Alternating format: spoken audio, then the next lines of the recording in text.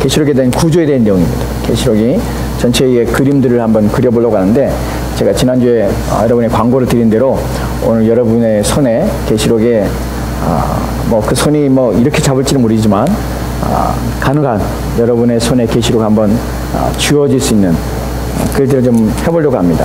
오늘 전체 구조를 살펴볼 텐데, 우리가 계시록을 살펴볼 때 우리가 첫 번째로 주의하고 또 생각해 볼 것이 무엇이냐면, 계시록은 요한을 통해서 하나님께 주신 계시입니다. 그 계시는 하나님께로부터 예수 그리스도에게로, 또한 예수 그리스도를 통해서 하나님의 천사들에게, 천사들이 요한에게, 요한이 또 이제 우리에게 전달되는 계시입니다. 우리가 살펴봤듯이 계시라는 것은 밝혀진다는 것입니다. 숨겨진 것이 아니에요. 드러나는 것입니다. 다니엘서에 있어서는 계시라는 것이 임봉하지만 계시록 21장에서는 계시록 22장에서는 임봉하지 말라 합니다. 22장 10절 말씀에 이것을 어떻게 해요? 열어서 알리고 또한 가리키고 나타내라고 합니다. 즉 우리가 계시록을 어렵게 생각하지 말아야 될 이유가, 특별한 어떤 계시를 받거나 또한 기도를 통하여서 무엇인가 신령한 사람들이만이 계시록을 보는 것이 아니란 것이, 모든 신자에게, 모든 그리스도인들에게 주어진 말씀이고 모두가 읽어야 될 말씀이라는 것입니다. 또한 계시록은 교회에 주어진 말씀이라면 여러분 꼭 기억하셔야 됩니다. 오늘 계시록을 살펴볼 때 제가 말씀드린 것처럼 계시록은 교회에 주신 말씀이다 라는 것이, 어떻게 정말 계시록 안에서 이것이 어떻게 주어지고 왜 우리가 이 계시록이 교회에 주신 말씀이라고 생각하게 되는가, 그것이 확실한가 하는 부분을 오늘 말씀을 통해서 살펴보려고 합니다. 여러분들, 우리가 계시록에 생각할 때 대부분 사람들이 계시록을 통해서 어려움을 겪는 것이 무엇이라고 했습니까? 어려움을 겪는 것은 이것이 환상이라는 것을 통해서 주어졌기 때문에 계시록에 대해서 어려움을 겪습니다. 그런데 성경 말씀 계시록 1장에 말하는 것처럼 예수님께서는 요한에게 계시 주실 때 그 계시가 어떤 내용을 담고 있냐면, 보이리라, 너희가 알게 하리라, 그 말씀을 통해서 이 계시의 내용은 환상을 통하여 우리 가운데 주어졌다는 사실을 알고 있습니다. 환상이라는 것은 마치 비유처럼 우리 가운데 세상 사람들은 알지 못하지만 신자들에게만 알려지는 것처럼 알려진다는 것이, 환상이라는 도구를 통하여서 계시의 말씀을 우리 가운데 알리신 것입니다. 신자에게는 또한 성령을 통하여서 이것이 깨달아지고 알아지는 것이에요. 오늘 이 계시에 대해서, 계시가 무엇인지, 이것이 교회에 주신 말씀이라고 하는데, 왜 우리는 이 계시록이 교회에 주신 말씀이라 생각할 수 있는지, 사람들은 이것이 교회에 주신 말씀이 아니라 특별한 미래에 되어질 일, 우리가 다음 주에 살펴보겠지만 1장 19절 말씀 같은 경우를 통해서 잘못 해석하는 경향이 있습니다. 그래서 계시록을 어떻게 생각하냐면, 미래에 되어질 일이라고 해서 환상과 또한 이미지를 통해서 보여주면 사람들은 이것은 특별하게 미래에 되어질 일이기 때문에 아직 나타나지 않은 어떤 것이 나타난 것처럼 생각하고, 그래서 그것은 신비롭게 감춰진 것이 때문에 이건 기도를 통해서, 이건 또 묵상을 통해서 또 특별한 사람에게만 나타나진 것으로 생각할 수 있지만 전혀 그렇지 않다는 사실이에요. 나중에 우리가 다음 주에 1장 19절 말씀을 살펴볼 것입니다. 오늘은 전체적인 계시록의 전체적인 구조에 대해서 살펴볼 텐데, 여러분 지금부터 이제 말씀을 드리는 내용들을 여러분이 저를 따라오면서 생각하셨으면 좋겠어요. 그리고 정리하셨으면 좋겠어요. 오늘 한 번으로 정리가 되는 것은 아닙니다. 이 구조는 계시록 강의하는 내내 한 번씩 제가 여러분에게 말씀을 드릴 것이에요. 그럼 여러분이 머릿속에 계시록의 전체의 내용들이 쭉 따라 들어오게 됩니다. 어렵지 않습니다. 저와 제 말씀을 잘 듣고 따라오시면 돼요. 첫 번째로 우리가 계시록 생각할 때 첫 번째 도표를 좀 보도록 합시다. 전체적인 구조의 내용들을 좀 보도록 합시다. 계시록 전체적인 구조 내용이에요. 첫 번째는 이거 보면 좀 복잡한 것처럼 보이지만 복잡하지 않습니다. 딱 간단합니다. 첫 번째 나오는 것이 맨 위에는 서론의 부분이 나오고요. 그 다음에 맨 마지막에 결론의 부분이 나옵니다. 서론의 부분은 계시록 1장 1절부터 8절 말씀까지예요. 서론을 왜 서론이라고 하냐면 인사예요, 인사. 계시록을 쓰게 된 목적, 이런 내용들이 있고 누구에게 주는지, 수신자가 누구인지 하는 것들에 대한 내용이 쭉 나와 있습니다. 1장 1절부터 8절까지가 계시록에 대한 인사에 대한 서론 부분이에요. 그리고 이제 계시록 1장 1절 9절부터 시작해서 이제 본론이 시작됩니다. 그리고 마지막에 이제 요한계시록 22장 5절 말씀에 마지막 본론 부분에 마지막에 이제 들어가게 돼요. 우리가 오늘 살펴볼 중요한 내용은 가운데 내용들이에요. 서론과 본론이 이렇게 정해져 있습니다. 즉, 이 전체적인 내용을 통해서 계시록을 보게 되면 계시록이 무엇을 알 수 있냐면, 요한이 쓴 계시록은 예수 그리스도께서 천사에게 주셔 천사를 통하여서 요한이 계시를 받게 되었습니다. 그리고 그 종들에게 알리게 하신 것이. 근데 요한이 받자마자 막 기록하고 뭐라고요? 다시 한번요. 해서 막 받자마자 계시를 받자마자 막 기록한 책이 아니에요. 요한계시록은 구조를 가지고 있습니다. 구조란 것은 무슨 의미를 가지고 있냐면 요한이 계시를 받고 나서 그것을 정리하고 그것을 생각하고 그것을 기록할 때 성령의 도시를 받아서 전체적인 짜임새를 가지고 요한계시록을 글을 썼다는 것이에요. 우리가 성경을 읽을 때마다 놀라운 것이 무엇이냐면 성경은 계시를 받아서 성령을 통하여 감동을 받은 영감 받은 사람들이 계시록을 성령이 불러준 대로 막 쓴 것이 아니에요. 그들이 받은 주의 말씀을 통하여서 성령의 감동을 통하여서 그것을 묵상하며 생각하며 어떻게 정리될지 어떻게 강조점을 두고 어떻게 그 내용을 전개시키며 그것을 더 말하고자 하는 내용을 더 확실하게 또한 그걸 분명하게 또한 그걸 드러낼 수 있는 방법이 무엇인가 하는 문학적인 구조와 장치를 가지고 있다는 것이 성경이 가지고 있는 놀라운 점 중에 하나입니다. 이것이 여러분에게 어려울 수 있지만 성경은 그냥 막 써진 책이 아닙니다. 성경은 전하고자 하는 내용들과 또한 말하고자 하는 내용을 확실하게 그리고 부분에 집어넣고 빼고 뒤로 넣고 하면서 그 모든 구조를 가지고 있다는 것이 그래서 내용을 분명하게 하고자 하는 목적을 가지고 있고 전달하고자 하는 메시지를 확실하게 하고 있을 때 구조를 가지고 있다는 것이에요. 여러분 우리가 연애 편지 쓸 때 편지를 쓰는데 막 두서없이 막 그랬으면 이 사람이 무슨 말을 하려는지 전혀 모를 수가 있어요. 또한 우리가 연애 편지 쓸 때 연애 편지를 우리 역사적으로 시간별로 막 연대기별로 막 기술하게 되면 뭐가 되냐면 감동이 없어요. 감동. 왜냐하면 이건 사건의 나열이지 뭘 말하고 하는지 의도를 모른다는 것이에요.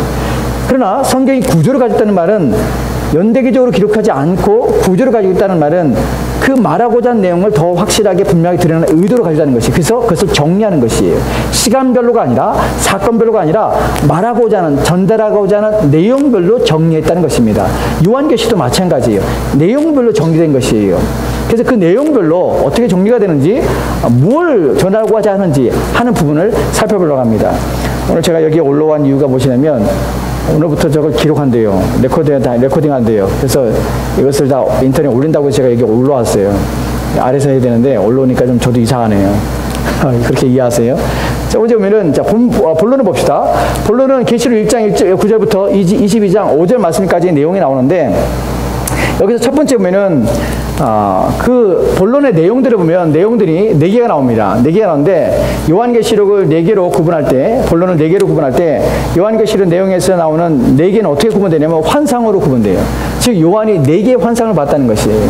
그 환상으로 첫 번째 환상, 두 번째 환상, 세 번째 환상, 네 번째 환상이 요한계시록의 본론 내용이에요.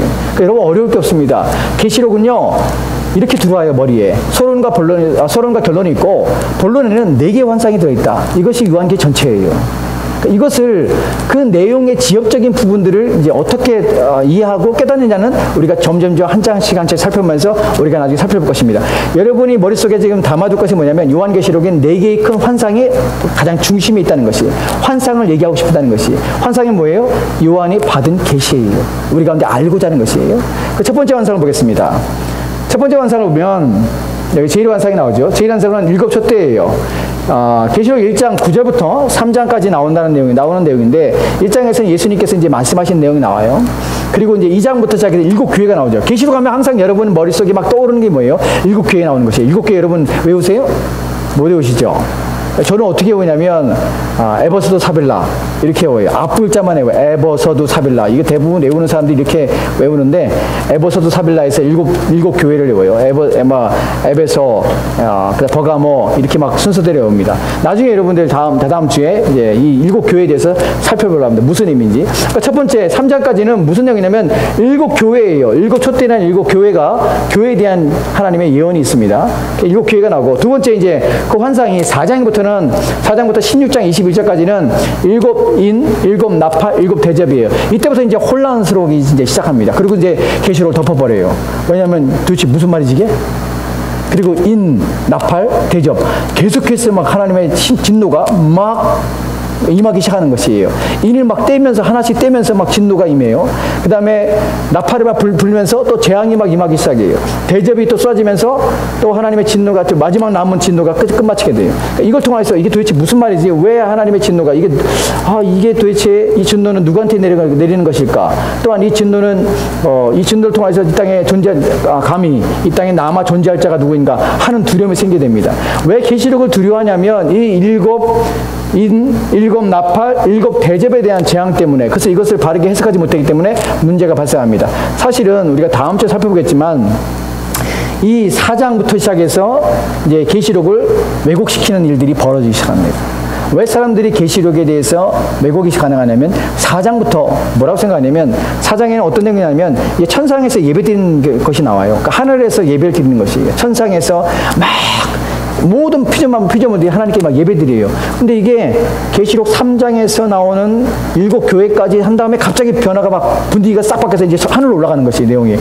그러니까 사람들이 거기서 수많은 온 피조물들이 하나님께 경배하고 예배하는 모습이 나오니까 이때 사람들은 뭐라고 생각하냐면 이때 다 휴거되었어. 4장에서.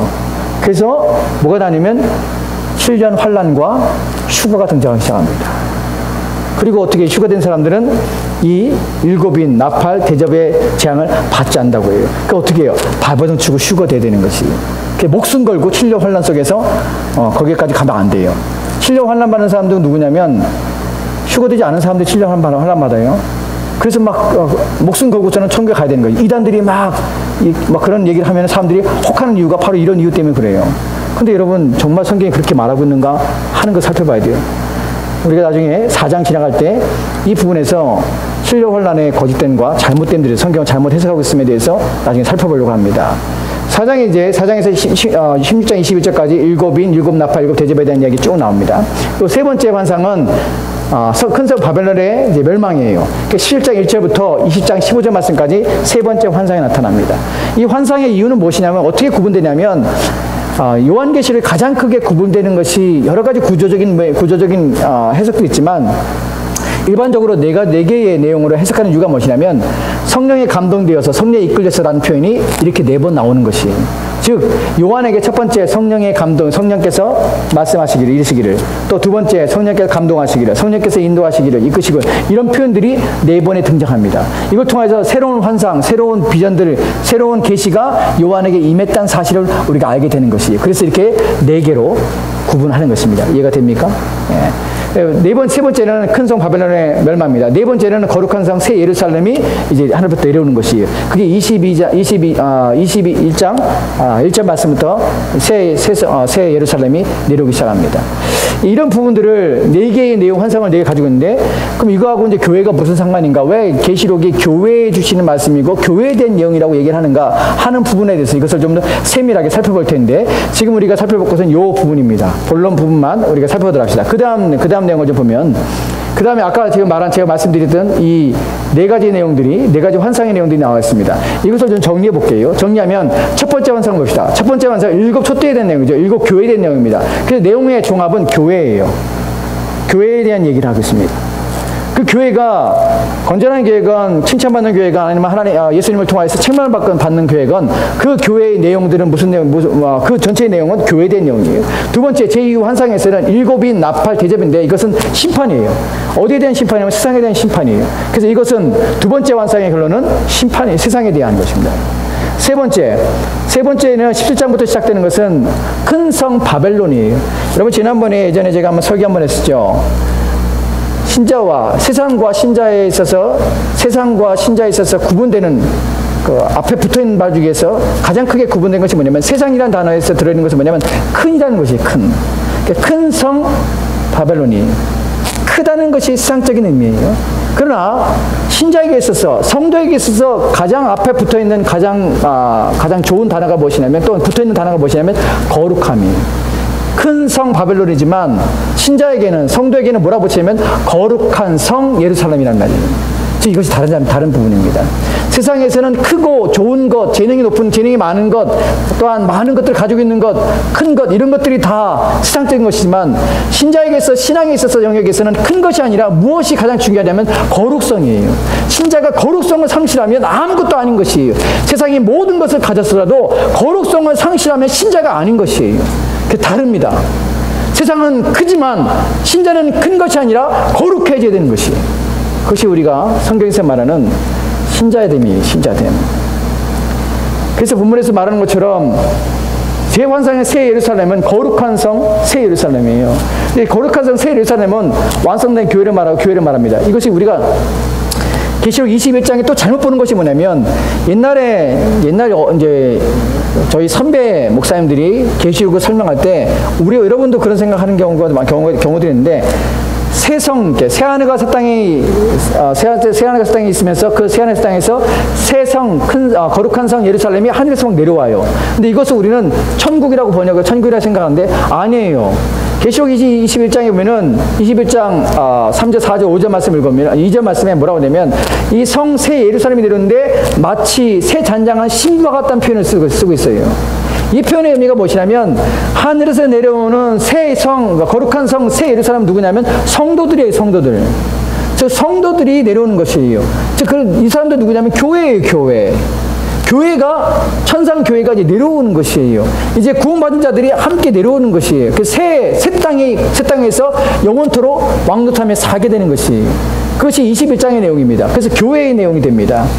즉 이 내용을 분석해보면 첫 번째 환상에서는 교회, 두 번째 환상에서는 세상, 세 번째 환상 세상, 네 번째 환상에서는 교회입니다. 근데 이것이 그냥 우연히 이렇게 기록한 것이 아니에요. 아까 제가 말씀드렸죠. 계시록은 구조를 가지고 있다고, 의도를 가지고 있어요. 그럼 그 다음에 의도가 무엇인지 살펴보도록 합시다. 정리하면은 첫 번째 환상은 교회고요. 두 번째 환상은 세상이고, 세 번째 환상은 세상이고, 네 번째 환상은 교회입니다. 짝을 이루죠. 제1환상과 제2환상이 교회와 세상으로 비교되고 있습니다. 제3환상 세상과 또한 교회가 비교됐어요. 이것이 또한 어떻게 비교되냐면 교회와 교회, 세상과 세상으로 비교되는 것입니다. 즉 세상이 가운데 들였고 교회가 그것을 싸고 있는 것이에요. 왜 이런 구조를 갖게 되면 교회 얘기를 하고 싶은데 거기에 교회와 비교와 세상을 가운데 놓고 마지막에 교회로 끝마치되는 것이에요. 무슨 얘기를 하고 싶으냐면 교회에 대한 얘기를 하고 싶은 것이에요. 누가요? 주님께서 요한을 통해서 교회에 대한 얘기를 하고 싶은 것이에요. 왜 그렇다고 했죠? 왜냐하면 당시에 로마의 박해를 통해서 신앙이 혼란스럽고 어려운 상황 속에서 고통받는 신자들이 배교하기 시작하며 마음이 흔들리기 시작합니다. 내 믿음으로 사는 것, 이 땅에 하나님 나라 동안 하나님 나라의 백성으로 사는 것이 과연 가능한가? 세상 나라 속에서 끊임없이 고통받으며 또 하나님 나라가 점점점 죽어가며 시들어가며 또한 하나님 믿었던 사람들이 점점점 이제 죽어가기 시작합니다. 사도들이 점점점 순교하면서 첫 번째 1세대들이 다 순교하며 이상을 떠나고 있습니다. 그런 상황 속에서 남아있는 사람들에게 두려움과 염려가 엄습하기 시작하는 것이, 그럼 교회는 존속할 것이냐, 앞으로 미래의 교회는 계속해서 하나님께서 이 교회를 지킬 것이냐, 아니면 이 교회는 없어지며 사라질 것이냐 하는 두려움 가운데 있는 자들에게 요한 계시를 통해서 알고자 하시는 내용이 무엇이냐면 교회는 망하지 않는다는 것이에요. 교회는 승리할 것이라는 것이에요. 결국 교회는 살아남을 것이며 교회가 이 세상을 새롭게 하며 주님께서는 그 교회로 하나님 나라를 새롭게 회복하실 것이라는 것이 요한계시록의 내용이에요. 즉 요한계시록을 읽으면요 무슨 마음이 생기냐면 내가 신자되면 얼마나 복된지를 알게 되는 것이에요. 내가 하나님 나라 백성이 된 것이 얼마나 복된 것인지를 알게 되는 것이에요. 왜냐하면 우리는 세상에 속한 자들이 아니기 때문에 그래요. 세상은 진노와 심판으로 멸망을 당할 것이지만 우리는 결코 망하지 않습니다. 승리하게 되는 것이에요. 이것이 계시록에서 보여주고자 하는 것이에요. 너희는 누구냐? 승리할 자들이라는 것이에요. 오늘 우리 땅에 사는 동안에는 우리가 미약하며 약하며 쓰러지며 연약한 자처럼 보입니다. 그래 세상 사람들에게 짓눌리며 때로는 비난을 받으며 때로는 조롱거리가 되기도 하지만 그러나 결국에 있어서는 궁극적으로는 주님께서 교회를 승리하도록 그 교회가 이제 새로운 하나님 나라대로 만들어 가신다는 것이, 그것을 보여주는 것이 계시록입니다. 이 부분을 좀 더 정리해보면 이렇게 정리가 됩니다. 제1환상에 교회가 나오죠. 제2환상에 세상이 나옵니다. 교회와 세상의 역사의 과정 안에서의 모습이에요. 첫 번째 환상과 두 번째 환상은 세상 속에서 교회의 모습이에요. 이 땅에서 존재하는 7개의 교회가 나옵니다. 그 교회는 지상교회의 대표를 말하고 있어요. 그 교회와 또한 역사 과정 속에서 안에서의 모습이에요. 제1환상 속에서는 무슨 얘기 나오죠? 첫 번째, 세상에서 일곱 나팔, 일곱 대접이 나옵니다. 심판과 재앙이 있으면서 그들이 끊임없이 악을 향하는 모습이 나타납니다. 이런 것이 세상의 모습이에요. 그러나 그 이제 세 번째 환상과 네 번째 환상이 보여주는 것이 뭐냐면 세상과 교회지만 이것은 종말이 되는 것이에요. 즉 두 개로 나눠진 이유가 첫 번째 교회와 첫 번째 환상과 두 번째 환상이 보여주는 것은 현재 속에서의 교회의 모습과 현재 속의 세상의 모습이에요. 그러나 세 번째 환상과 네 번째 환상이 보여주는 것은 뭐냐면 종말 속에서 마지막은 어떻게 될 것이냐는 것이에요. 마지막은 결론은 세상은 어떻게 될 것이고 교회는 어떻게 될 것인가 하는 부분을 얘기하고자 하는 것이에요. 그래서 세 번째 환상에서는 세 번째 환상과 네 번째 환상에서는 교회와 세상의 역사의 종말의 모습을 보여주는 것이에요. 이것이 마지막 차트 하나 더 봅시다. 여기서 보면은 이렇게 비교가 되는 것입니다. 제1환상과 제4환상은 왜 첫 번째 제1환상과 제2환상을 봉투 기법이라고 인크루지브 기법이라는데 왜 값싸고 있게 되냐면 첫 번째 환상의 교회의 모습은 결국 어디로 가냐면 네 번째 환상의 모습으로 가게 되는 것이에요. 첫 번째 현재의 교회는 세상 속에 있는 교회는 약하고 연약하며 박해를 받고 있으며 고통을 당하고 있습니다. 그런데 그 교회는 망하는 것이 아니라 결국엔 어디요? 새 성 예루살렘, 거룩한 성 예루살렘으로 하늘로부터 내려오는 그 영광스러운 자리에 승리자의 자리에 서게 된다는 것이에요. 이것을 보여주고 싶어하는 것이. 그렇다면 현상 속에서 교회를 박해하고 핍박하는 이 세상은 어떻게 되냐는 것이에요. 제2 환상 속에 나오는 그 세상은 어떻게 되냐는 것이에요. 그 제2 환상 속에 보여주는 그 세상은 제3 환상 속에서 보이는 것처럼 큰 성 바벨론은 심판 속에서 종말에는 결국 망하게 된다는 것이에요. 그것도 순식간에 망하게 됩니다. 이것을 보여주고자 하는 것이에요. 요한계시록 전체는 무엇이냐면 교회는 승리하고 세상은 망한다. 이 진노 속에서 세상을 멸망시키는 하나님의 진노가 7개의 인이 떼어지는 순간에 또한 7개의 나팔이 불어지는 순간에 7개의 대접이 쏟아지는 그 순간에 세상은 멸망할 것이다 하는 것을 보여주고자 하는 것입니다. 이것이 계시록의 전체적인 내용입니다. 이제 전체를 종합해서 계시록 1장부터 시작해서 마지막 장까지 내용을 한번 보도록 할 것입니다. 근데 이 부분들을 한번 보도록 합시다. 이 부분에서 계시에 대해서 그 다음 이 계시에 대해서 성경에서 말하고 있는 계시록의 핵심적인 부분들이 있는데 11장 15절 말씀입니다. 계시록 11장 15절 말씀 무엇에 대하냐면 이 계시록이 무슨 이유와 무슨 목적으로 무엇을 나타내고자 하는 것인지 분명히 보여주는 내용이 있는데 11장 15절 말씀입니다. 같이 읽을까요? 같이 읽겠습니다. 시작. 일곱째 천사가 나팔을 불매 하늘에 큰 음성들이 나서 이르되 세상 나라가 우리 주와 그의 그리스도의 나라가 되어 그가 세세토록 왕노릇 하시려다 하니 아멘. 이 구절이 지금 나타내는 의미가 무엇인지 아시죠? 어떻게 해요? 일곱째 마지막 나팔, 이제 일곱째 나팔을 불매 하늘에 큰 음성이 나서 이르되 세상 나라가 우리 주와 그의 그리스도의 나라가 되어 그가 세세토록 왕노릇하리라. 세상 나라가 바뀝니다. 누구의 나라래요? 그리스도의 나라로 바뀌는 것이에요. 여러분, 이 얘기가 세상 사람들이 가만히 있는데 그냥 예수 안 믿고 있는데도 그냥 그리스도의 나라가 된다는 말이 아니에요. 세상은 멸망해서 없어지고 이 세상 모든 것은 다 그리스도의 나라로 돌아간다는 것이에요. 이것을 얘기하고 있습니다. 이 부분에 또한 예수님께서 요한복음 18장 36절 말씀에 이렇게 말씀하신 내용을 보게 됩니다. 같이 읽을까요? 같이 읽겠습니다. 시작. 예수께서 대답하시되 내 나라는 이 세상에 속한 것이 아니니라. 만일 내 나라가 이 세상에 속한 것이었다면 내 종들이 싸워 나를 유대인들에게 넘기지 않게 하였으리라. 이제 내 나라는 여기에 속한 것이 아니니라. 지금 예수님께 십자가 다니실 때 뭐라고 하냐면 내 나라는 이 세상에 속한 것이 아니라고 말합니다. 이 세상에 속한 것이 아니에요. 내 나라는 어디에요? 하늘에 속한 것이에요. 이 나라가 이제 이 나라는 내게 속한 것이 아니라 이제 주님께서 이 나라가 내게 속한 것이 아니지만 주님께서 종말의 시대에는 이 세상 나라를 주의 나라로 바꾸신다는 것입니다. 이것이 계시록에서 우리 가운데 말씀하신 내용이에요. 이제 모든 것들은 그리스도 예수를 대적하며 또한 그리스도 예수에 대해 정하며 싸웠던 또한 하나님 말씀에 대해 거역했던 모든 사람들은 하나님의 진노의 심판 앞에 다 멸망을 당할 것입니다. 그러나 그리스도 예수를 믿는 자들 통하여서 이 모든 세상 나라는 하나님께 그리스도 예수께로 돌아올 것이며 그 모든 나라는 하나님의 손 안에 들어가게 됩니다. 이것이 계시록이 말하는 내용이에요. 자, 이제 계시록의 내용을 전체적인 내용을 한번 살펴보도록 합시다. 다음 표를 보겠습니다.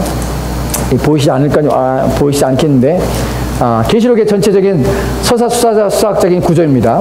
계시록 1장부터 시작해서 마지막 22장까지 내용입니다. 쭉 정리를 순서로 했는데 이거 나중에 여러분 표로 해서 제가 여러분에게 나눠드리도록 하겠습니다. 이 부분을 좀 보도록 합시다.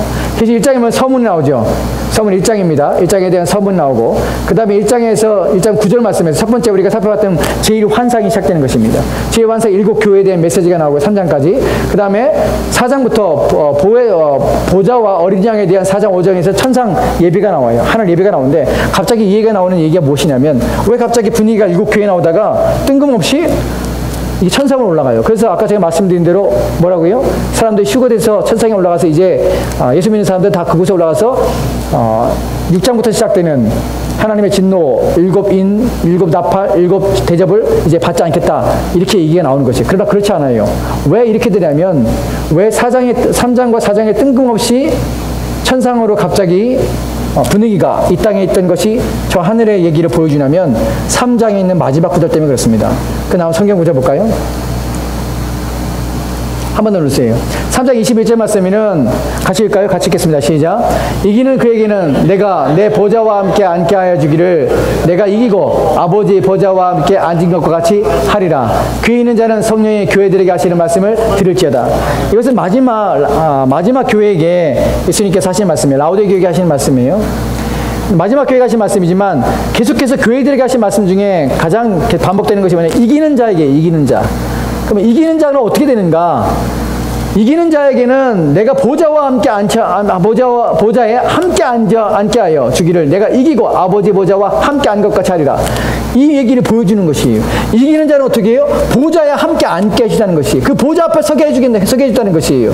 귀 있는 자는 들으라는 것이에요. 그 다음에 나오는 것이 4장이에요. 4장이 뭐예요? 천상에서 예배드리는 모습이에요. 그리고 모든 자들이 함께 그 보좌 앞에 나와서 하나님을 찬양하는 내용이에요. 왜 3장과 3장에서 그 얘기가 이 마지막 말과 함께 4장에 갑자기 지상에 있던 교회가 천상으로 올라가게 되냐면, 바로 이기는 자에게 주시는 교회 이미지가 무엇인지, 이제 이겨서 하나님의 보좌 앞에 함께 앉아서 그곳에 하나님을 예배하는 자들이 어떤 모습인지를 보여주고 하자는 것입니다. 그래서 갑자기 4장으로 뛰는 것이, 천상으로 뛰는 것이, 즉 3장의 내용은 4장에 대한 확신과 또한 4장에 대한 약속의 실현입니다. 지금 이미 보여주는 것이에요. 너희들이 이 땅에서 고난을 당하고 교회들이 내 말에 순종하며 너희들이 참된 신자로서 내 증인이 된 삶을 살게 되면, 그 너희들이 이 땅에서 이기는 삶을 살면 어떻게? 너희들은 천상에서 보여주는 것처럼 그곳에서 내가 내 보좌 앞에 함께 앉아서 너희들이 그 안에서 하나님과 영광스러운 자리에서 하나님을 찬양하며 예배하는 그 자리에 너희가 서게 될 것이다 하는 것을 보여주는 것이 바로 4장의 내용입니다. 여러분, 이것이 3장과 4장의 내용들을 우리가 바르게 읽고 이해한다면 이것은 우리에게 얼마나 감격스러운가 하는 것이, 여러분 나중에 7교회를 살펴보겠지만 7교회는 다 온전한 교회들은 아닙니다. 다 문제가 있지요. 물론 거기 빌라델비아 교회는 책망이 하나도 없습니다. 그러나 그 지상에 있는 교회들은 다 문제가 있고 다 책망을 받습니다. 근데 그 교회들마다 주어지는 것이 뭐냐면 죽도록 충성하라든지 이기라든지 이기는 자에게 하나님 주신 약속을 주십니다. 왜 지상의 교회들이 땀을 애를 써서 주의 말씀을 순종하며 왜 주께로 향하여서 온 삶을 드리고 헌신하여 살아야 되는가? 왜냐하면 4장에 나오는 그 영광스러움을 본 자들은 천상에서 하나님과 더불어서 오피조물 된 하나님을 예배하며 그 영광로운 가운데 서서 하나님 앞에 나가는 그 모습을 본 자들은 이제 자기의 닥친 삶 속에서 신앙으로 믿음으로 사는 삶들을 살겠다는 것이에요. 그 확신과 그 믿음을 주시기 위해서 주님께서는 4장에 천상의 예배를 보여주심으로 그 영광스러운 자리에 너도 서야 될 자이기 때문에 오늘 너에게 닥친 믿음과 믿음과 신앙의 삶들을 살라는 것입니다. 그것이 본문에서 보여지는 의미입니다. 다시 보도록 합시다. 다시 내용은 4장에서 3장과 4장의 내용이 분리가 이것입니다. 그리고 우리가 제가 아까 말씀드린 것처럼 휴거된 것이 아니라 그 다음에 나오는 인과 나팔과 또한 대접에 대한 내용이 나옵니다. 그것이 어디라면 6장부터 시작해서 이제 나오기 시작해요. 6장부터 7인이 띄어지는 장면이 나옵니다. 그리고 7번째 마지막 인이 띄어지고요. 그 다음에 나팔이 7나팔이 부러지고 마지막 나팔이 부러집니다. 그리고 7 대접들이 쏟아집니다.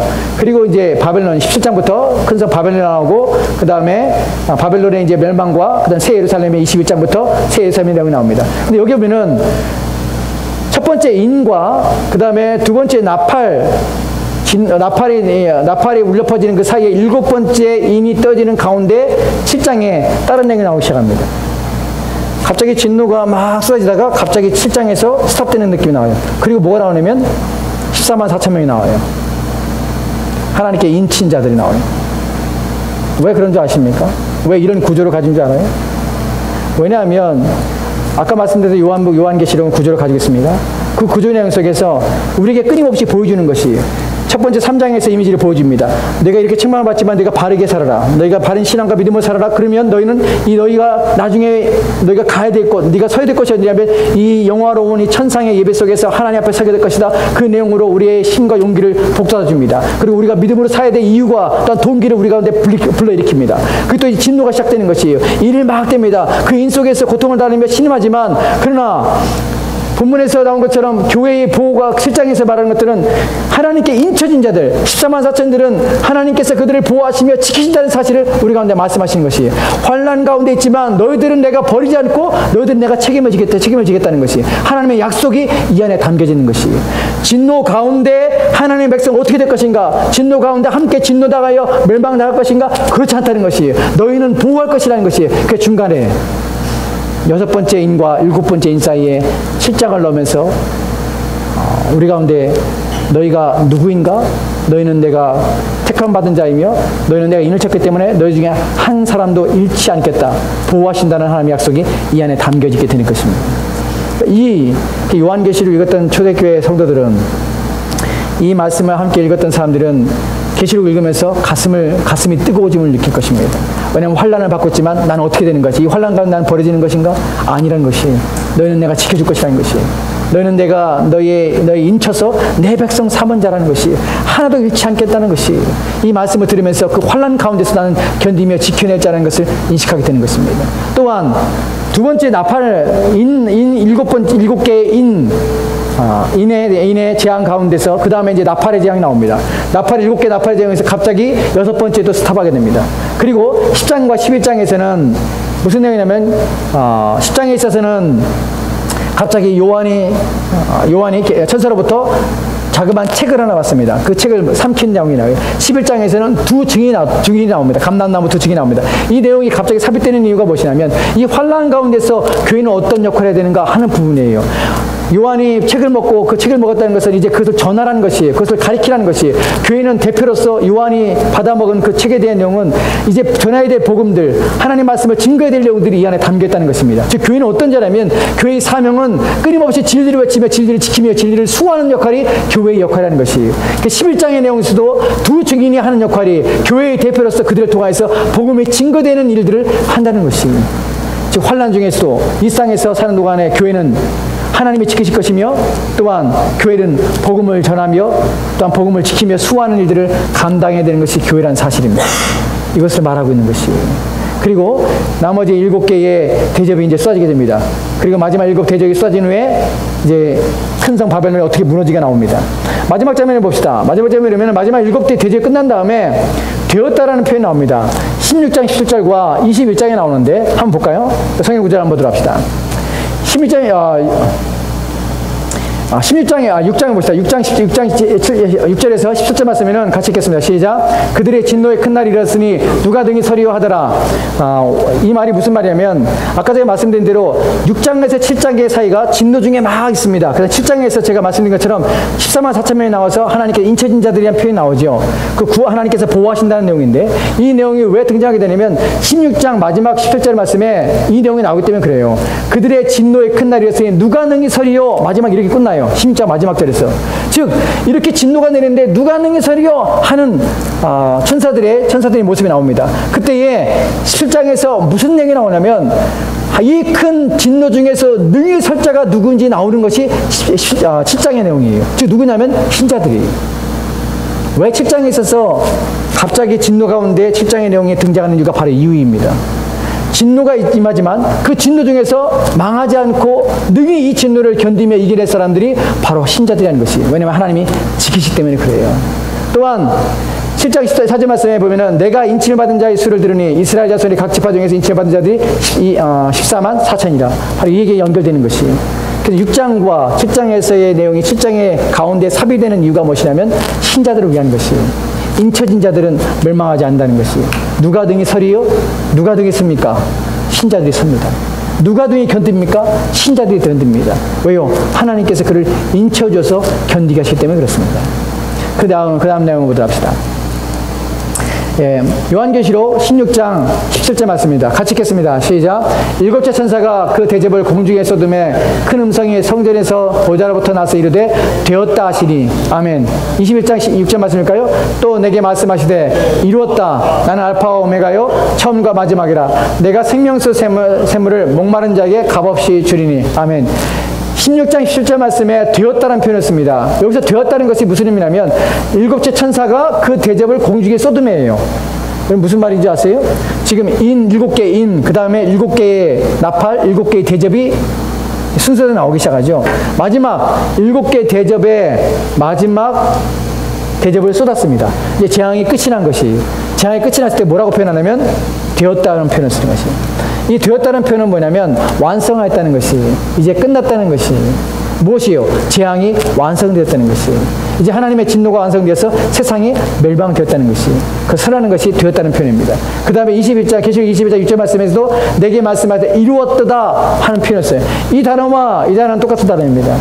여기서 이루었다는 표현은 뭐냐면 완성했다는 것이, 무엇에 대한 완성이냐면 21장은 무엇에 대한 내용이냐면 새 하늘과 새 땅에 대한 내용이에요. 즉 이제 새로운 나라, 새 창조가 시작된다는 것이, 그것이 이루어졌다는 것이에요.